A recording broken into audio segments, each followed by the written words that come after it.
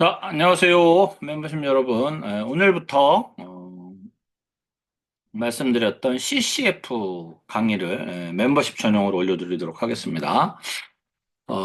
우선 여기서 CCF, CEO 캐시 플로우 이건 어떤 개념이냐면 대표님의 현금 흐름이에요. 여기 보시면 대표님의 현금 흐름을 생각하고 사업해야 합니다. 이게 제목인데 대표님의 현금 흐름이라는 게 뭐냐면 대표님 개인, 법인이 아니고 개인.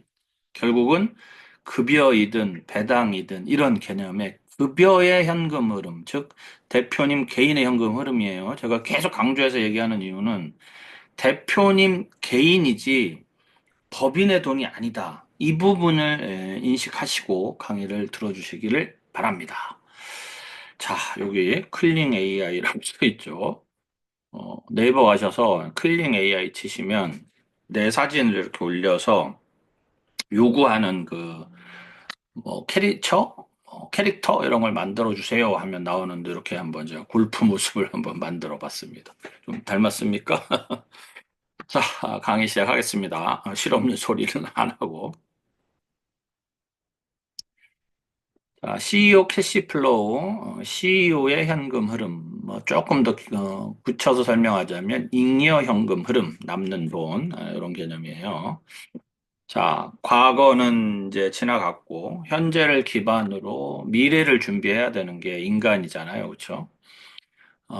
내가 만나는 대표님들, 우리 멤버십 여러분들이 만나는 대부분의 대표님들은 현재 사업체를 운영하면서 법인을 운영하면서 거기서 발생되는 어떤 수입으로 생활을 하고 부를 축적해 가고 완성시켜 가겠죠. 그런데 이 부가 대부분, 그쵸, 여러분들 만나보시면 대부분 법인의 부에 치중이 되다 보니까 향후에 뭐 상속세를 내야 되는 일이 생길 때 비상장 주식 가치가 너무 높고 현금이 없어서 물납을 하는 상속세를 물납하는 경우도 생기고 상속을 포기하는 경우도 생기고 회사는 부자인데 대표님은 뭐 가난한 건 아니지만 회사 대비 그렇게 부를 많이 개인화시킨 것도 아니고 게다가 회사가 갑자기 어려워지면 은행에서 자금 조달을 하려고 여기저기 막 뛰어다니지만 거절될 경우에는 결국 또 사업에 엄청난 뭐랄까 나쁜 영향을 미치게 되고 그런데 참 생각해 보면 그 긴 시간 동안 사업하면서 대표님들께서 당신 스스로의 현금성 자산을 좀 확보를 해놨다면 이야기가 많이 달라지지 않았을까 이런 생각을 해요. 결국은 대표님의 현금을 많이 만드는 일을 해야 된다. 그리고 제가 20년 넘게 법인 컨설팅을 하면서 본 바로는 결국 지금도 저와 좋은 관계를 유지하고 있고 사업이 더 커서 회사도 좋아졌고 대표님 개인의 어떤 부도 더 많이 늘었고 생활도 안정화돼 있고 여유로운 생활을 하고 계시고 골프 치고 재밌게 사시는 분들은 정말 다 보험도 많이 들어있고 현금성 자산도 많고 그래요. 부동산보다 현금성 자산이 많은 분들이 훨씬 해피해 보인다. 이건 진실입니다. 그래서 제가 오랜 경험이 이렇게 누적누적 되면서 자꾸만 머릿속에 생각난 게, 사장님 현금 흐름을 만들어 드리는 일이 정말 중요한 컨설팅이다. 이런 생각을 하게 됐고, 그것을 이렇게 이제 하나의 어떤 자료화, 데이터화 시킨 게 CEO 캐시 플로우입니다. 자, 강의는 총 이게 그 PPT 페이지 수가 슬라이드 수가 25장인데 한 5장 정도 내외로 나누어서 5번에 걸쳐서 우리 멤버십 여러분들께 올려드리도록 하겠습니다. 자, 본격적으로 시작해 볼게요. 우선 일단은 대표님이 법인에서 현금 흐름을 만들 수 있는 건 몇 가지 없죠. 결국은 급여, 그쵸? 배당, 퇴직금, 주식이에요. 급여는 대부분의 대표님들이 여러분들 생각해 보시면 그렇지 않아요? 현재 수준의 생활을 유지할 정도. 그렇죠? 현재 수준의 생활을 유지할 정도의 급여 책정을 하는 대표님들이 많죠. 그렇게 얘기하죠. 아우, 세금을 너무 많이 내. 이런 얘기를 많이 하시잖아요. 그래서 일반적으로 급여를 가지고 개인적 부의 창출을 하는 그 비중이 굉장히 낮아요. 그리고 이건 잘못된 거예요. 결국은 우리가 세금을 너무 무서워하면 안 됩니다. 세금을 내더라도 내가 현찰을 가지고 새로운 부를 끊임없이 창출해야 됩니다. 자, 보세요. 법인도 투자를 통해 가지고 법인의 어떤 경쟁력을 키우고 이익을 창출하고 이렇게 가잖아요. 그렇죠? 개인도 마찬가지예요. 개인이 법인에서 그 열심히 일해서 얻은 그 이익, 우리가 인컴으로 개인 스스로의 부를 투자해서 창출해 나가야죠. 그런데 법인 부를 창출해 나가는 일에는 열심히신 대표님들이 이상하게 종합소득세를 많이 낸다? 이래서 나는 월급을 많이 안 가져갈 거야. 이거 잘못된 생각이거든요. 결국은 무슨 뜻이냐면, 이거는 두 가지가, 생각이 있어요. 어차피 법인이 내 것이니, 법인의 재산이 내 재산이지, 이런 생각도 있을 수 있고, 회사가 잘 돼야 나도 잘 되지, 이런 생각을 하고 계실 수 있어요. 응? 그러나, 정말 냉정하게 경영을 하고 사업을 하시는 진짜 정말 돈에 감각이 있는 대표님들은 불리합니다. 법인은 법인이고 CEO 자신은 나는 나야 불리합니다. 우리 멤버십 여러분들께서 해주셔야 될 하나의 CEO의 사고방식에 변화를 줘야 되는 건 그런 부분이 필요합니다. 자주 얘기하셔야 돼요. 물론 이런 얘기를 하다 보면 마찰이 있어요. 저도 최근에 대표님한테 좀 요 얘기를 강하게 좀 얘기하다가 대표님이 화내시더라고. 네가 경영하냐? 막 이러면서. 그럴 수도 있죠. 그러나 저는 컨설팅을 하면서 대표님한테 항상 이런 얘기를 해요. 대표님과 제 의견이 다를 수 있습니다. 다를 수 있죠. 당연히 달라야 되기도 하고.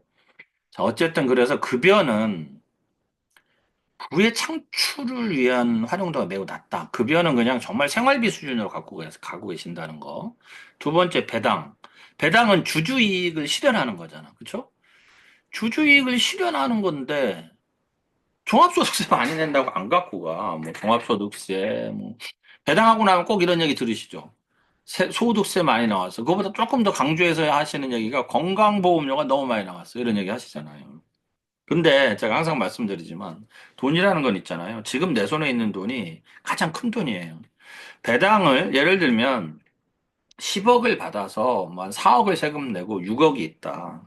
근데 배당을 안 받고 법인에 냅뒀다. 그러면 법인에 냅둔 돈은 법인을 위해서 잘 굴러가면 다행인데 이게 또 조용히 사라지면 그렇잖아요.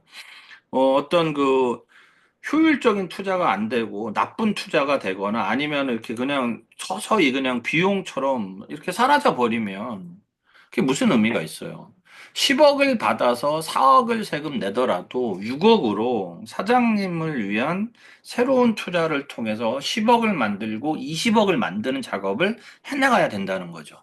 그래야 나중에 회사에 엄청나게 큰 돈이 필요한데 은행에서 자금 대출 안 해주면 대표님 개인 돈이라도 넣어서 가수금을 넣든 증자를 하든 넣어서 회사를 살릴 수도 있을 거란 말이에요.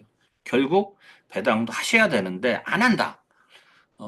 회사의 주인이잖아, 대표님들이. 대부분 중소기업 대표님들이. 주주 이익 실현을 해야죠. 당연한 거 아니에요? 그리고 이제 정말 최후의 보루, 우리 멤버십 여러분들도 대표님 퇴직금은 갖고 가셔야죠 해서 보험금융 상품을 추천을 하고 영업을 하시잖아요. 중요한 건 뭐냐면 이게 미래 현금성 자산이라는 거야. 그렇죠? 미래 현금성 자산인데 준비하지 않는 경우도 허다하고 보세요. 지금 대표님의 나이가, 연세라고 하긴 그렇다. 나랑 동갑이라고 하자고. 난 50, 내가 지금 50 몇 살이냐. 잊어버리고 싶은데. 하여튼 50대 이제 중반에서 후반으로 가고 있잖아요. 앞으로 10년에서 15년 정도 사업을 해서 내가 퇴직금을 한 15억, 20억 갖고 가고 싶어요.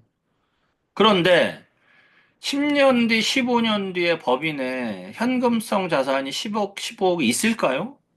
이 질문에 대한 답은 아무도 못하겠죠. 미래 얘기니까. 그런데 어떤 통계나 추세로 보면 없을 확률이 훨씬 높아. 없을 확률이 훨씬 높아요. 결국 준비해야 된다는 거예요. 그래서 법인의 지급 능력이 부족한 경우가 많고, 여러분들, 우리 멤버십 여러분들께서 생각해 보세요.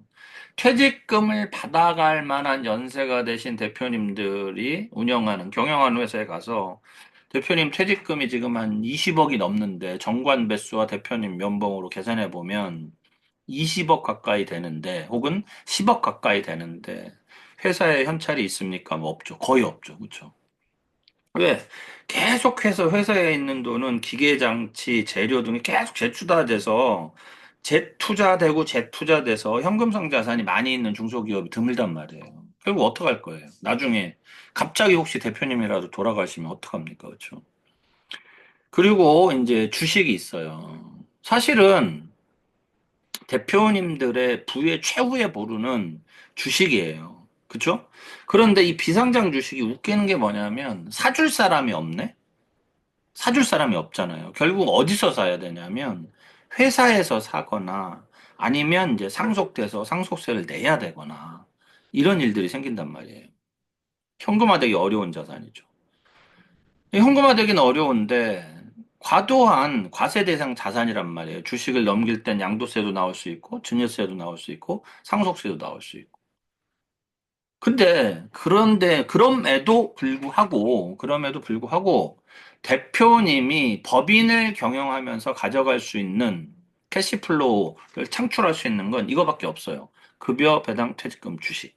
그러면 이 네 가지를 잘 활용해서 대표님 개인 부를 창출해 나가는 과정을 만들어야 되고, 그 과정을 제가 CCF 강의를 통해서 우리 멤버십 여러분들에게 전해드리고 싶은 거고, 우리 멤버십 여러분들도 사명감을 가지고 중소기업 대표님들 컨설팅을 하고 계실 테니, 좀 멤버십 여러분들에게 컨설팅 영업을 하시는데, 그리고 성과를 만드시는데 도움이 되시길 바랍니다. 자, 다음 장. 이게 파워포인트가 아니고 PDF다 보니까 글 쓰는 게 두렵대. 잘 안 써져요. 막 버벅거려서. 자, 오늘은 보수와 상여금까지만 얘기할게요. 여러분들 보수 상여금은 뭐 나보다 더 전문가실 거예요. 정관도 많이 바꿔보셨을 거고, 뭐 여러 가지. 중요한 건 이런 것들은 알고 가셔야 됩니다. 임원에 대한 세법의 견제 장치라는 말을 내가 간혹 해요. 동영상을 찍으면서. 자, 임원에 대한 세법의 견제 장치. 사실 이게 왜 필요한지 모르겠어. 우리나라는 임원들에게 좀 가혹해. 임원들한테 가혹한 점이 없잖아 있어요. 그런데 어떡하겠어요? 법이 그런 것을. 그쵸? 법이 그런 것을. 자, 세법에서는 아시죠? 세법에서 인정하는 보수와 상여금을 이제 비용으로 인정을 해주지만 이게 초과가 되면 송금 불인정하죠. 그쵸? 송금 불인정한다는 건 무슨 뜻이에요, 여러분들? 자, 내가, 여기 밑에 과세소득 얘기가 나오네. 그러니까 여기서 설명드릴게요. 제가 만들었는데 제가 잘 몰라. 자, 세법이 인정하는 규정을 초과하는 보수와 상여금은 송금을 불인정합니다. 임원에 대한 세법의 견제 장치.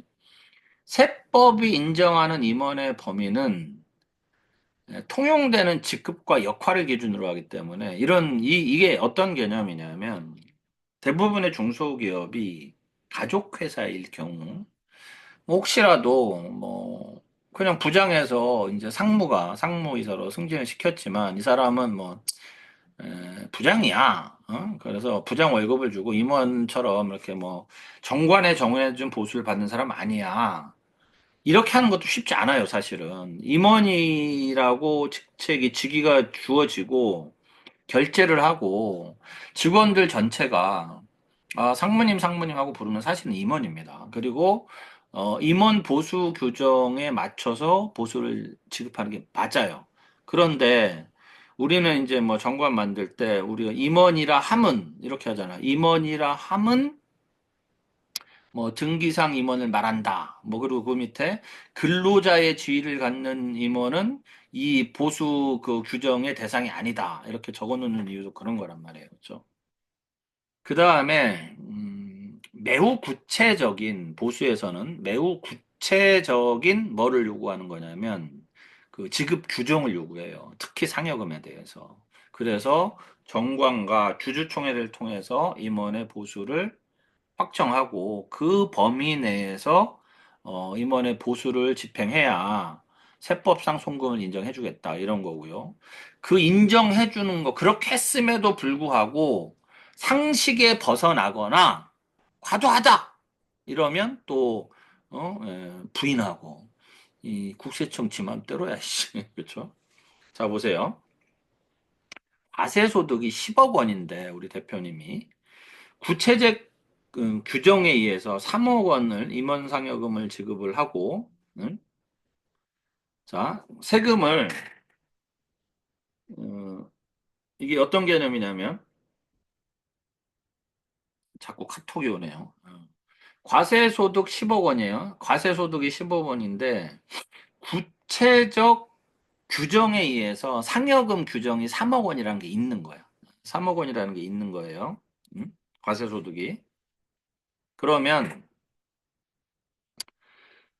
10억 원에 대해서, 10억 원에 대해서 3억 원은 소득세를 내죠. 그쵸? 그리고 3억 원에 대해서는 비용 인정이 됐으니까, 그쵸? 7억 원에 대해서만 법인세를 내는 거예요. 근데 상여금 규정이 구체적이지 않아. 그래서, 세무당국에서 보기에 임의적이야. 뭐, 이런 거죠. 임원상여금 규정을 할 때는 매우 구체적인 지급 규정, 날짜, 뭐, 그 다음에 이제 다른 임원과의 어떤 형평성, 그 다음에 또 법인세를 부당하게 줄이려고 하지 않는 목적 등 이런 것들이 다 적용이 돼야 되거든요. 그런데 임의적 규정이라고 판단이 되면 3억 원을 세금을 저기 뭐야 3억 원에 총 급여가 10억 원 중에 3억 원이 저기 뭐야 상여금이라는 거예요. 3억 원에 대해서는 소득세는 당연히 내죠. 어차피 위에로. 근데 법인세는 10억 원에 대해서, 즉 3억 원에 대해서는 순금으로 인정하지 않는다. 이런 개념으로 제가 써드린 겁니다. 요게 이해되실 거예요. 그래서 요 옆에 이 얼굴 찌푸리고 있는 이 사장님, 얼굴 찌푸리고 있는 사장님. 임의적 규정은 규정이 없는 것으로 판단한다. 그래서 이번에 보수 규정은 구체적인 규정이 필요합니다. 혹시라도 우리 멤버 여러분들 중에 상여금 규정을 만들어준 그 거래처가 있다고 하면 올해 2025년도 이제 3월 정기주주총회 의사록을 만들어 주셔야죠. 의사록 만들어 주실 때 보다 구체적인 규정을 만드실 수 있도록 좀 신경을 써서 활동을 하시기를 당부를 드립니다. 자, 다음 장. 자, 그러면 이게 손금 부인하는 걸 볼게요. 임원의 보수는 정관의 주주총회 결의 한도 초과를 한 보수는 송금 부인합니다. 그래서 우리가 좀 넉넉하게 보수 규정을 잡죠. 그 다음에 너무 고액, 직무 내용 대비 너무 고액이거나 부당하게 고액이다. 이게 근데 뭐 3억 원 이상이면 고액이다. 뭐 5억 원 이상이면 고액이다. 이런 게 없어요. 결국은 그럼 어떻게 하는 게 좋으냐. 동일 업종에 동일 규모 매출 이익이, 영업이익이 나는 곳의 임원들과 대표들과 비슷한 수준에서 맞춰라. 뭐 이렇게 얘기하는데 이것도 참 웃기는 이야기입니다. 아니, 내가 열심히 해서 돈 많이 갖고 간다는데 뭔 상관인지 모르겠어요. 근데 그게 아까 말씀드렸죠. 임원 보수 상여, 임원에 대한 세법의 견제 장치. 왜 그러냐면 과세 당국은 중소기업 같은 경우 특히 임원들이 실질적인 법인의 모든 권한을 행사한다고 생각하기 때문에 세금을 안 내기 위해서, 법인세를 안 내기 위해서 과도하게 마구 보수를 책정하고 마구 이런 어떤 그 비용으로 그 집행하려고 하는 부분들을 견제하는 겁니다. 그래서 직무 내용 대비 부당하게 고액이 인정되는 보수는 부인하겠다 이런 게 있는 거고요. 그다음에 지배주주에 대해서 이런 거예요. 대표님의 아들도 상무. 그 회사에서 일하는 한영수도 상무. 근데 대표 아들이라고 3억 원 주고 나는 1억 원 줘.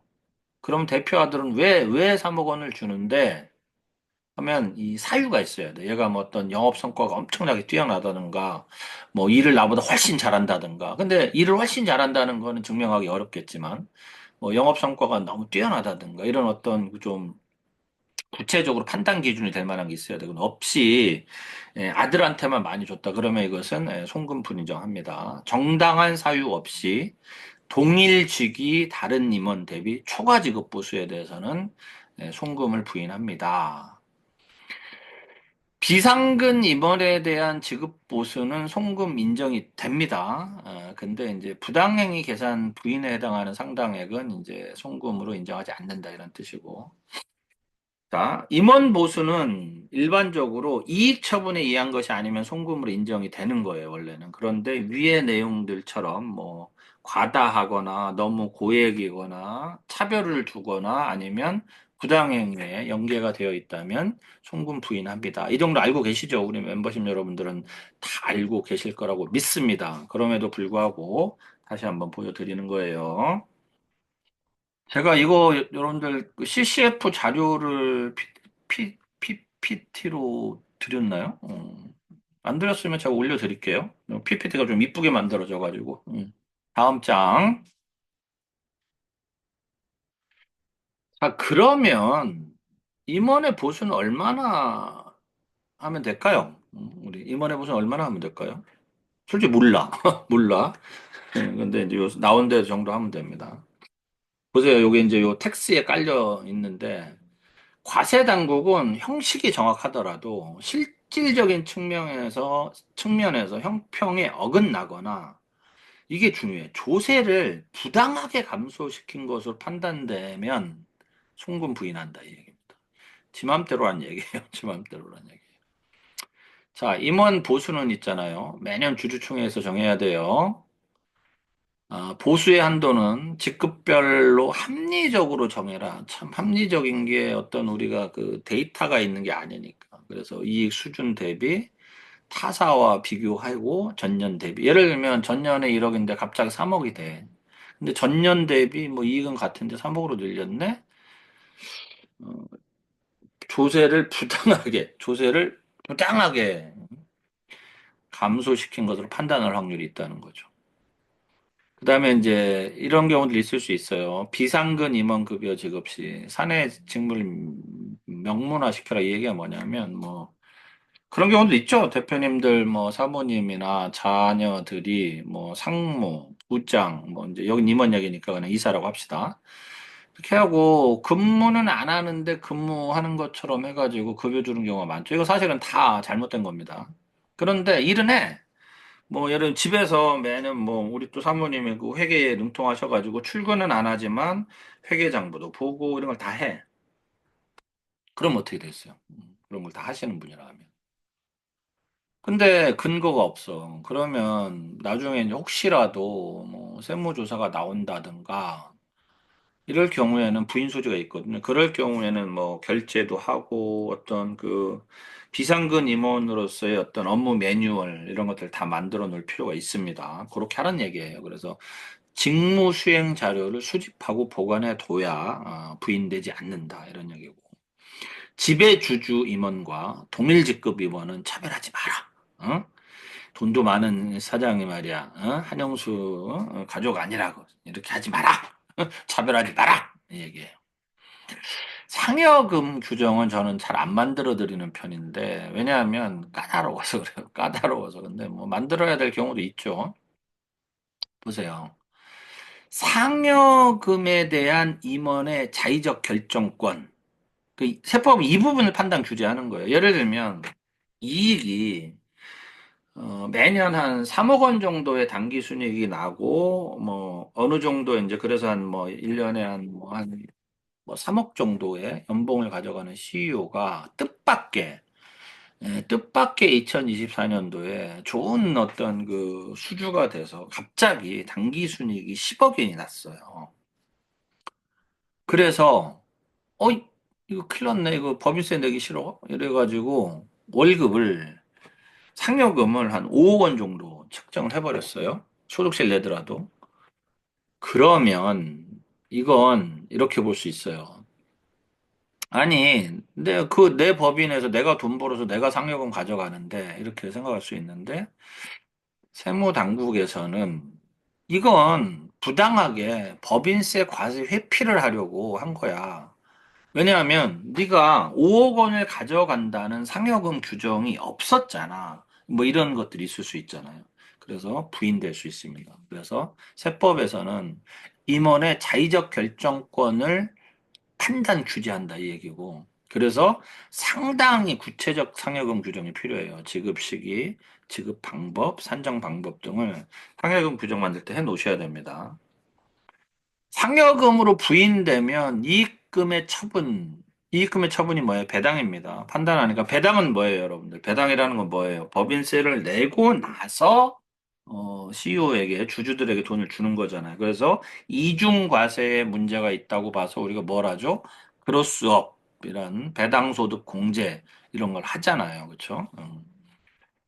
그 다음에 이제 임원 보수 내에서 지급된 상여금이어야 됩니다. 규정이 없으면 당연히 이익금 처분으로 판단해요. 그래서 얼마나 적당할까는 이거 뭐 어렵지만 근데 뭐 아마 우리 멤버십 여러분들 보시면 아시겠지만 대부분의 우리 중소기업 대표님들이 뭐 아주 엄청나게 많은 급여를 갖고 가는 경우는 드무니까. 근데 상여금은 이제 혹시라도 그럴 수 있어요. 상여금은 갑자기 이익이 많이 나고 이래가지고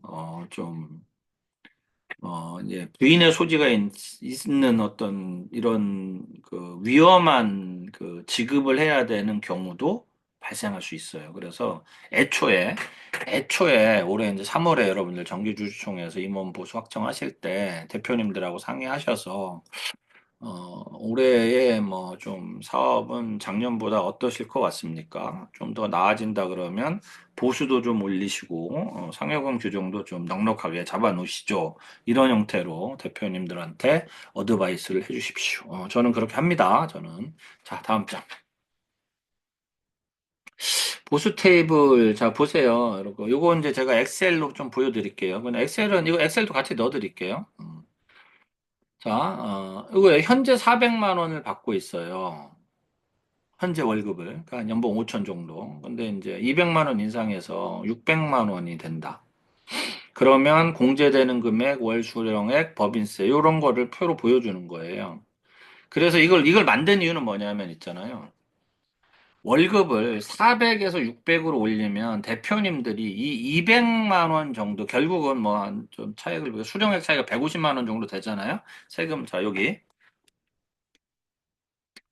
요 부분이에요. 요거. 그러니까 이제 월급을 200 올렸더니 대표님한테 이제 그 400일 때보다 150만 원의 실제 수령액이 늘어난 거잖아요. 이 돈을 결국 대표님들은 이렇잖아요.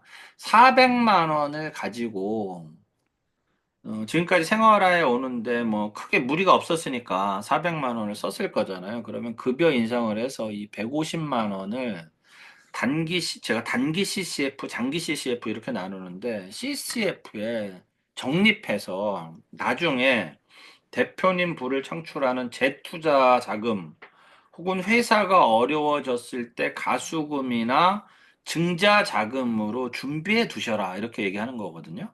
뒤에서도 구체적으로 설명드립니다. 그런 것 때문에 요 보수 테이블을 만든 거예요, 제가. 자, 또 한 800만 원이면, 자 보세요. 800만 원이면 약 1억 원 정도 수준의 연봉을 받는 건데, 1억 원 정도 수준의 연봉을 받는 건데, 이게 잘 안 써져요. 파워포인트, 저기, PDF가. 그래서 싫어요, 제가.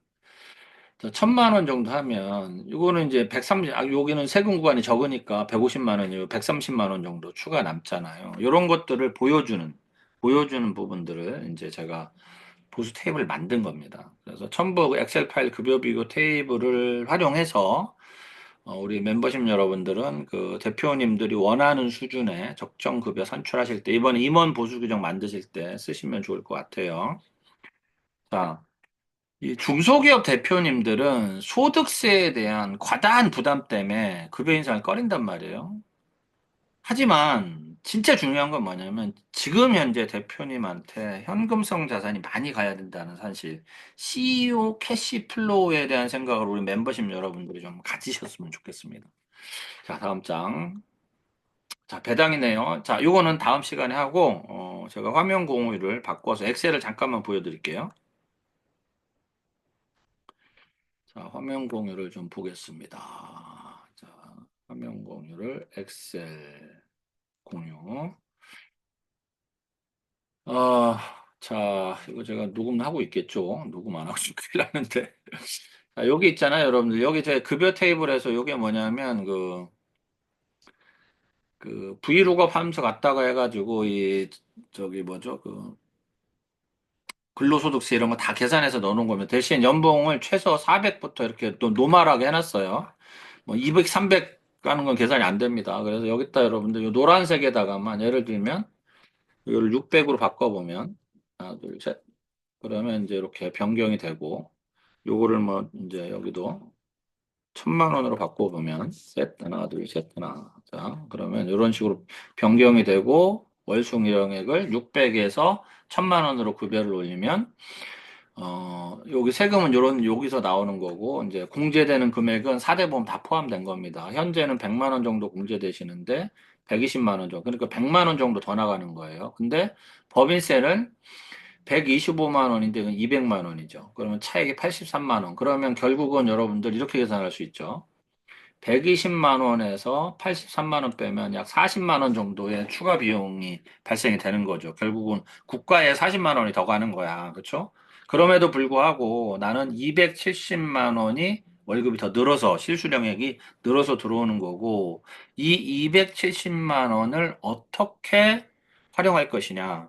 그냥 또 소비할 것이냐? 아니면 미래, 현재의 대표님 개인의 부를 창출하기 위한 수단, 그 다음에 혹시라도 어떤 외부적 환경 요인에 의해서 회사가 어려워졌을 때 자금 투입을 하기 위한 뭐 가수금이든 증자든 어떤 비상 자금 형태로 모아 가셔라. 이런 이야기들을 하실 수 있는 그런 준비를 하실 수 있도록 만들어 드린 거고, 여기에는 이제 배당 내용, 그 다음에 이제 임원 퇴직금 해가지고 이제 퇴직금 계산하는 거, 그러면 이제 세금까지 다 계산되도록 나와 있고, 비상장 주식까지 계산하는 것까지 다 있습니다. 그래서 요거는 CCF PPT랑 요 엑셀 자료는 우리 멤버십 여러분들한테 공유해 드릴게요. 자, 다시 처음으로 돌아가서 인사드리고, 오늘은 마무리하겠습니다. 다시 공유를 바꿀게요. 자, 공유를 다시 PDF 파일로 돌아가서 다시 맨 처음으로 돌아가서 자, 대표님의 현금 흐름을 생각하고 사업해야 됩니다. 이 부분을 우리 멤버십 여러분들 잊지 마세요. 그래야 이렇게 여유롭게 골프도 치고 여유로운 은퇴 생활을 즐기실 수 있고 여유롭고 안전하게 우리 자제분들한테 가업도 승계할 수 있습니다. 결국 어, 향후 제가 얼마나 더 현업역에서 컨설팅업을 할지는 모르겠지만 저는 마지막까지 대표님들의 현금 흐름, CEO 캐시플로우 부분에 대한 컨설팅을 강력하게 진행을 할 겁니다. 이것은 결국 원활한 가업 승계와 원활한 자산 이전, 즉 상속과 증여를 뒷받침하는 매우 중요한 컨설팅 컨셉? 컨설팅 어드바이스가 될 거라고 믿습니다. 자, 오늘 여기까지 인사드리고 다음에 다시 강의로 만나 뵙도록 할게요. 멤버십 여러분들 3월 마감 잘 하시고요. 봄이니까 환절기 조심하시고 다음에 또 뵙도록 하겠습니다. 자, 오늘 마칠게요. 감사합니다. 끄는데 시간이 걸려서 이게 또 자, 녹음